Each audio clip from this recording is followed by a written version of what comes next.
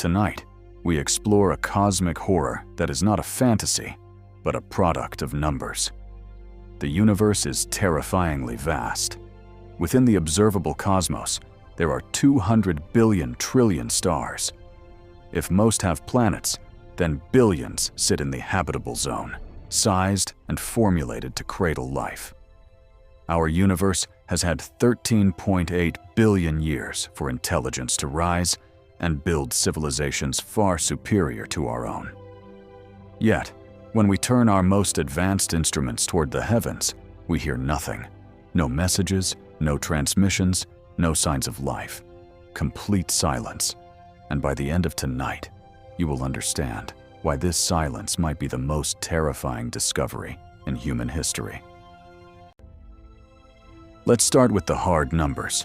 The universe is vast beyond comprehension. Our own Milky Way contains between 100 and 400 billion potential suns. And that's just one galaxy. The observable universe holds 2 trillion more. We now know planets are common, not rare. Kepler showed us most stars have at least one rocky world. Habitable zones are abundant. There could be tens of billions of Earth-like planets in the Milky Way alone, all likely with water and the correct chemistry. The question is no longer, can life exist? It's, where is everybody? This unsettling question is known as the Fermi Paradox. During a simple lunch conversation in 1950, physicist Enrico Fermi ran the numbers on intelligent life probabilities and asked his colleagues, "Where is everybody?" Our solar system is a relatively young 4.6 billion years old, compared to the galaxy's 13.6 billion years. Other civilizations could be billions of years older than us. If even a tiny fraction developed star travel, they would have colonized the entire galaxy in just tens of millions of years. A blink in cosmic time. Yet, we still haven't met them. We've been listening. For over 60 years, SETI, the search for extraterrestrial intelligence, has scanned the skies for artificial radio signals, looking for characteristics that distinguish engineering from natural emissions, such as bandwidth, modulation, and repetition. Natural pulsars or quasars don't produce these patterns. Our best instruments have detected nothing but an endless, haunting quiet. In 1977, the WOW signal was detected, a powerful narrowband transmission, exactly what SETI hoped for. Astronomer Jerry Amon circled it in red, but it never repeated. It remains unexplained, perhaps an alien shout, perhaps a reflection of terrestrial interference. We do not know. Humanity, too, has been broadcasting for a century. We are surrounded by an expanding sphere of electromagnetic radiation, radio, television, and radar transmissions, traveling outward at light speed. That sphere now reaches stars up to 100 light-years away. But 100 light-years is a microscopic bubble in a galaxy that is 100,000 light-years wide. We have barely announced our presence to the neighborhood. Furthermore, due to the inverse square law, by the time our television signals reach a star 50 light-years away, they are fainter than cosmic noise, impossible to detect without an accidental alignment. We are likely too quiet and too far. The paradox has spawned many terrifying solutions. The rare Earth hypothesis suggests Earth was uniquely lucky, requiring stabilization by our giant moon and shielding by Jupiter to survive long enough for complex life. Perhaps intelligence is vanishingly rare. The most frightening concept, however, is the Great Filter hypothesis. It proposes that a specific step in the evolution from simple life to spacefaring civilization is so incredibly difficult that almost no one survives it. If the filter is behind us, Earth won the lottery and we are alone. But if the filter is ahead, the silence is a warning. Perhaps civilizations always reach a technological peak and then inevitably destroy themselves, leaving the galaxy littered with dead ruins shortly after developing interstellar travel. And then there is the dark forest hypothesis, one of the most chilling solutions. Imagine the universe as a dark forest at night. You are walking through it, aware that predators might exist, but you cannot see them. If you heard a sound nearby, would you call out, advertising your location?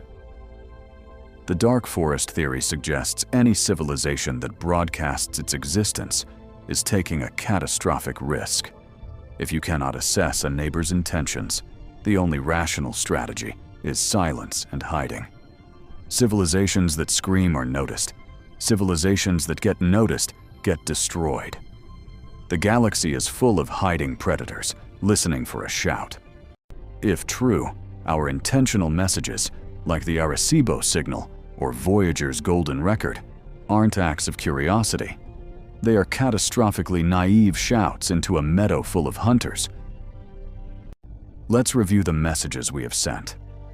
In 1974, Arecibo beamed a 1,679 binary digit pattern toward M13, showing human biology, our DNA helix, and our location.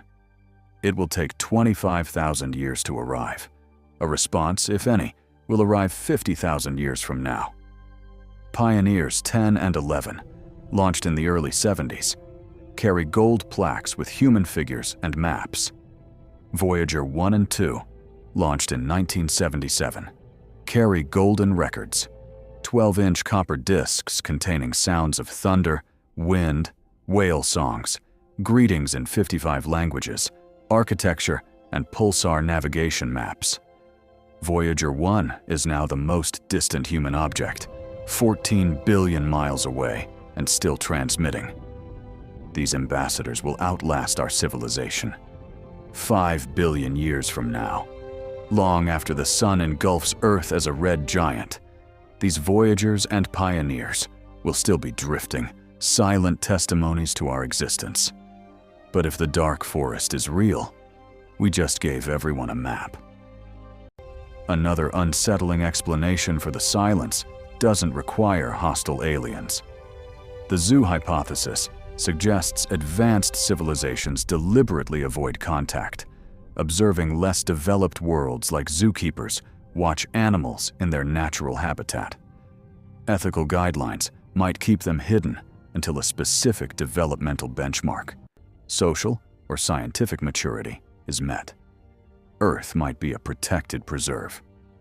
While comforting, this hypothesis forces us to assume every single spacefaring civilization agrees on a policy of perfect non-interference. If even one decided to colonize or make contact, the illusion would shatter. Perhaps the truth is simpler. Space is just too big.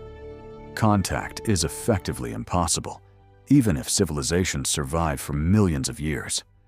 Our nearest neighbor, Alpha Centauri, is a 4.24 light-year journey. Even New Horizons, our fastest probe, would take 78,000 years to reach it. Interstellar journeys might simply be engineering challenges too daunting to overcome. Let's consider a possibility that is equally unsettling, yet often ignored. What if we are early? The universe is 13.8 billion years old, ancient from our perspective, but just the first tiny fraction of cosmic history. Stars will continue to form for hundreds of billions of years. We may be among the first intelligent civilizations to arise. Maybe in a billion years, the galaxy will be bursting with life. But right now, we are the only ones. We are the pioneers. If that's true, we shoulder an enormous responsibility. Our decisions, how we develop, whether we survive or destroy ourselves, could set the template for everyone who comes after. We might be the civilization that future intelligence will look back on as the first. What if civilizations don't expand because they discover expansion itself is pointless? Perhaps they solve the energy problem with no effort, eliminating physical needs. Or maybe they perfect virtual reality to the point that physical space is irrelevant. and they retreat forever into perfect simulated worlds. Perhaps advanced development inevitably leads to decline, loss of purpose, technological stagnation, or social collapse. If civilizations make it to the stars, they eventually lose the drive that got them there, becoming compliant, complacent, and eventually fading away.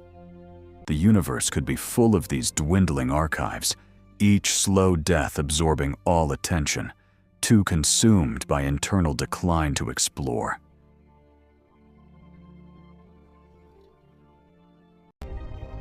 We need to talk about what we have actually seen. The universe is not featureless. There are mysteries we cannot explain. Tabby's star, 1,280 light-years away, dims irregularly by up to 22%, enormous compared to a planet's 1% signature. It suggested natural phenomena like planetary collisions, but the scale remains unexplained. The fact that our instinct was to wonder if we were seeing an alien megastructure, specifically a Dyson swarm capturing energy, speaks to our expectations. Then there is Oumuamua, the first interstellar object detected in 2017. As it moved away from the Sun, it accelerated without any signs of outgassing or a tail. Natural objects slow down. Oumuamua speed up. Its shape was also unusual, calculated to be elongated like a cigar, or perhaps a flat pancake, roughly 330 feet by 33 feet, tumbling through space. Nothing in our solar system looks like that. It challenges all natural explanations. This is the silence. This is the mystery. This has been Probe Zero. The past is deep, and the darkness is always watching. Archive closed.